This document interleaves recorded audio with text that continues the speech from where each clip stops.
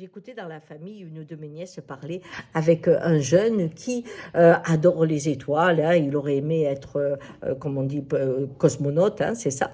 En fait, ce qu'il disait, c'est que sur la Lune, on allait créer un village lunaire, hein, ça allait arriver tantôt, hein, d'ici 2, 3 ans, ou même maintenant, je ne sais plus. Et puis, il disait que de là, on pourrait aller sur Mars, et puis, en fait, qu'ils allaient recevoir des échantillons de Mars, que ça allait être une révolution, etc., etc.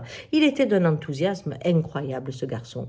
Alors, à un moment, j'en avais assez de l'écouter parler de la Lune, et aussi, je lui dis, mais c'est quoi l'objectif de tout ça? Parce qu'on va ensemencer, je sais pas, la galaxie, c'est ça l'idée? Non, non, mais on va découvrir, il me dit, on va découvrir ce qui s'est passé. Parce que, comme sur Mars, il y avait un potentiel de vie, on pense qu'il y a eu des étangs, on pense qu'il y a eu de l'eau, qu'il y a eu tout ça, eh bien, comme sur Mars, on sait ça, on va pouvoir voir ce qui s'est passé pour que ce soit devenu un caillou. Et ça nous apprendra pour la Terre. Ah oui, j'ai dit, parce que, tu sais, pendant le temps qu'on passe à Mars, on est en train de détruire la Terre. Quand même, tu es content, tu le sais, ça. Il me dit, mais ça n'a rien à voir. Il me dit, au contraire, on est en train de la sauver. C'est comme la médecine, mais grâce à la guerre, elle a évolué. J'ai dit oui.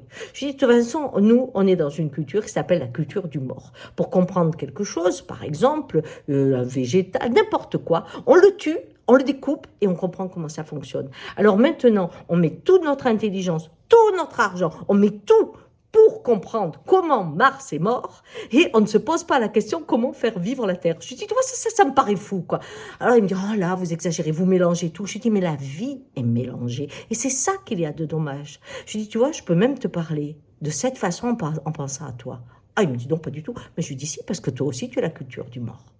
Parce que on nous apprend à rester fixés sur les choses. Tu vois, par exemple, tu as eu une grosse déception amoureuse, tu as eu un traumatisme, tu as eu un viol, tu as eu qu'importe, ou tu as eu un moment merveilleux. Hein, eh bien, tu y reviens, et combien de personnes sont collées au moment traumatique, collées à la perte de quelqu'un qu'ils ont aimé, et qui se demandent qu'est-ce qui s'est passé, comment ça s'est passé, qu'est-ce qui a pu faire ça. Et pendant tout le temps où ils restent collés sur cet événement, la vie passe. Et leur vie est un désert. Et leur vie n'a pas d'amour. Et leur vie n'a pas de joie. Je lui ai dit, tu vois, la culture du mort, à force de vouloir comprendre ce qui s'est passé, on oublie de regarder ce qui se passe. Or, quand tu vis une épreuve, quelle qu'elle soit, en quoi elle t'enrichit, c'est ça qui est important. Qu'est-ce qu'elle t'apporte? J'ai été abusée par mon père, mon grand-père, et alors tu t'en es sorti. Quelle force ça t'a appris? Tu sais ce que c'est que d'être un objet, donc tu sais par-dessus tout ce que c'est d'être un être humain. Chaque fois, la lumière apparaît au bout du tunnel. Si on la prend, on continue, on voyage à fond dans la vie. Mais si on est dans la culture du mort en disant « qu'est-ce qui s'est passé? Pourquoi ça s'est passé ?» on oublie que le présent existe et qu'on est en train de le détruire. Voilà, tu vois, moi c'est ça. Alors il me dit, mon Dieu, qu'est-ce que vous vous énervez, vous êtes passionné. Alors lui, il avait pris le ton très très calme de ceux qui ont du recul. J'ai dit, oui, je crois que je suis plus dans le coup, moi, de ce monde.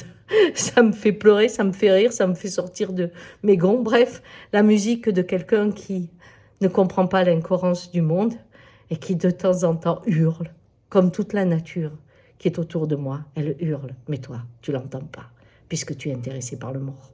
Voilà, bon, il a compris que j'étais une vieille qui avait un peu un problème dans la tête. Et il a été très, très, très indulgent avec moi. Il m'a attrapé dans les bras, il m'a embrassé. Et j'ai trouvé ça super. Ciao.